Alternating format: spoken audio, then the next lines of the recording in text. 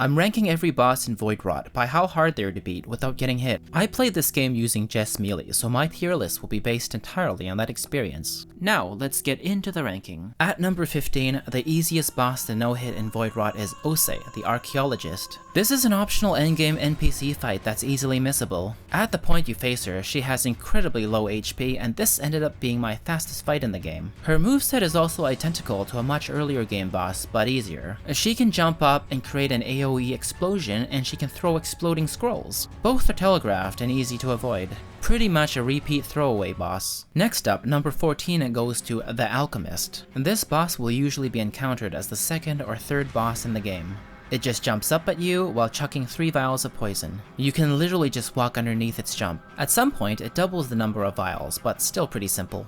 She also shows up again later as a normal enemy. This is ranked higher than Ose only because it's not a repeat boss and is faced early on. Next up, we have the Myrmidon at number 13. Another early game boss that shows up again as a normal enemy, right after the fight in fact. This boss has a shield so it blocks any frontal attacks, and you also can't hurt it with pogos either, so the only way to deal damage is to hit it from behind. That can be annoying at first, but it's so slow that it's not really an issue. It can shoot these shockwaves, and it has a flamethrower attack, which is the best opportunity to get behind it and claw away. It can occasionally try to whack you from behind as well. After you take down the first one, the other two wake up, and now it's a double boss fight. But they're both still so slow that you can just jump around all over them. Their HPs are not exactly high either, so the fight ends fairly quickly. Number 12 goes to the Weeper. This is the game's normal ending boss. The Weeper actually has some pretty cool moves, but they're mostly easy to deal with. It uses this homing barrage, but the projectiles are slow.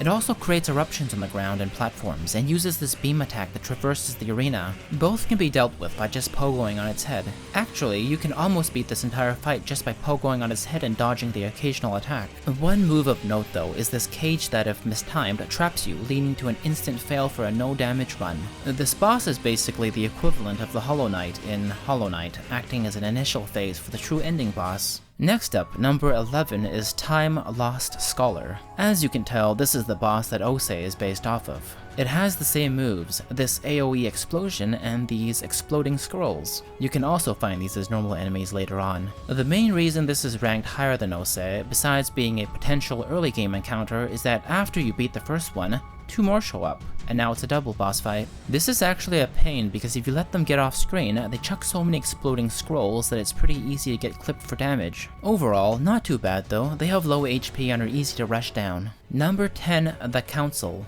This is the game's very first boss, and it's ranked higher than 5 other bosses because the first boss in this game is actually pretty challenging, and much more complex than most of the bosses I've just gone over. The Council has 4 phases. The first one is a throwaway, it just chases you around trying to deal contact damage. Second phase, it shoots these orb attacks. Third phase, it shoots a barrage of orbs from above. Lastly, the final phase has it traverse the arena with this beam attack, which you can avoid by hiding underneath the platforms. Each phase is pretty short, so the boss can only get a few attacks in at most. I've heard this used to be a harder boss, but it was nerfed, rightly so because it's the first boss and all. Next up, at number 9, the Skychild. This boss has a light barrage attack, this AoE explosion, and this red shockwave attack. Debris also falls during this fight. At first, this fight can seem chaotic with so much going on, but it's not too bad because all the moves are pretty telegraphed and easy to avoid. The only difficult part is how aggressive she is, and how there's almost no downtime between attacks, so as a melee player, I had to weave in attacks and slowly whittle her HP down. At number 8, we have the Pustulant Prince. This boss is a decent step up from the others before in terms of winning without taking damage. He'll leap from wall to wall while chucking debris and slamming the ground while releasing spikes, occasionally doing 2 consecutive slams. It also has his attack where it vomits from its stomach. The prince's head is armored, so pogos don't work on it either. The main difficulty of this fight is the small arena size and the boss constantly moving around. In combination with the ground spikes, there's not really a lot of room to maneuver. Overall though, still a pretty easy boss to no-hit. Next up, number 7 goes to Oot the Screamer. This is a hidden optional boss, and it is a pain. It opens with having to fight through a horde of enemies while dodging Oot's beam wave attack. When you finally reach it, it still continues releasing the waves while zombies spawn and begin swarming. Lots of zombies. Although a pretty simple fight overall, the ads make this fight harder than it needs to be. Next up, at number 6 is the Astronomer. Its most notable attack is this rain barrage, in which you need to hide underneath the platforms to avoid it. There's plenty of wind-up time though, so it's not too hard to get underneath. After that, it dashes around the arena, after which it leaves itself open.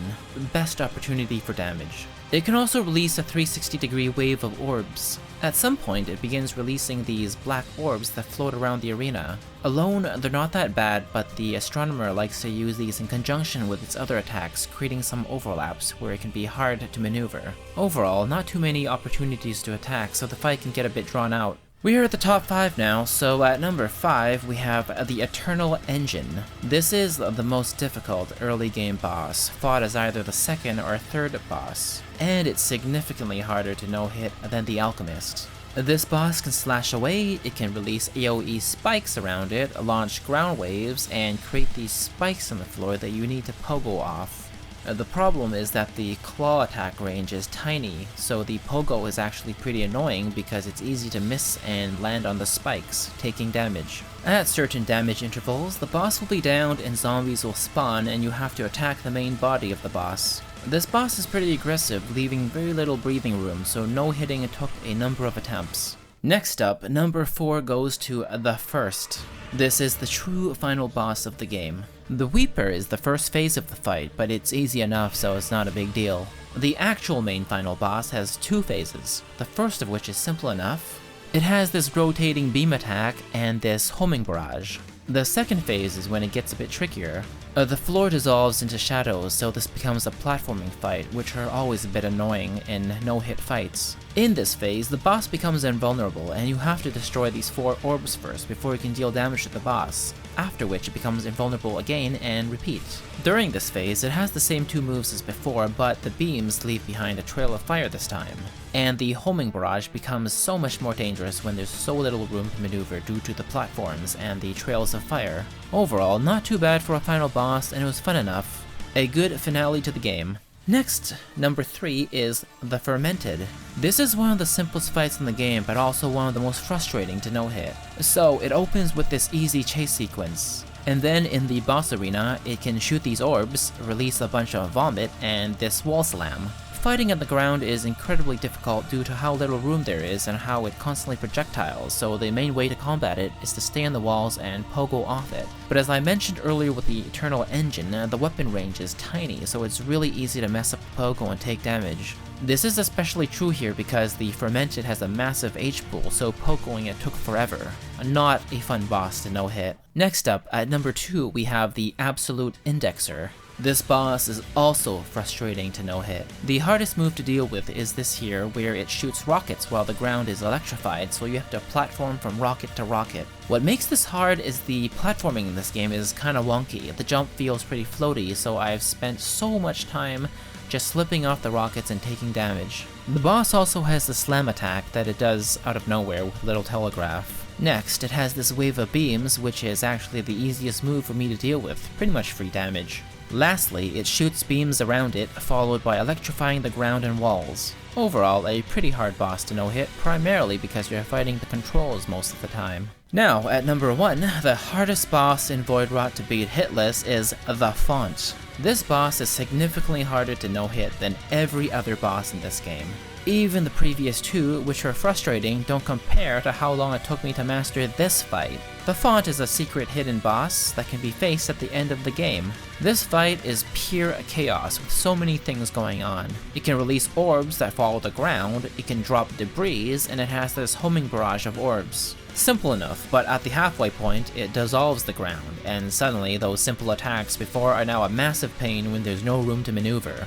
It also gains this area-wide beam and eruption attacks in this phase. I found that some of the overlapping move combinations, like the eruption and the falling debris at the same time, were almost impossible to fully dodge. Overall, a pretty challenging boss fight to master due to the chaotic factors. And that's every boss in Voidwrought ranked by how difficult they're to no-hit, easiest to hardest. Despite being on the easier side for Metroidvania and certain frustrating in-game encounters, I still had a lot of fun with this game and no-hitting every boss. If you're interested in getting into no-hit boss challenges, which I recommend trying because it feels so satisfying when you master a fight, Voidwrought is a decent game to start with, as most bosses aren't overly complex. If you'd like to watch my full no-hit boss fights, check out the end screen or the link in the description below. And if you want to see more Metroidvania or Souls-like boss rankings and no-hit content in the future, feel free to subscribe. Thanks for watching, and until next time.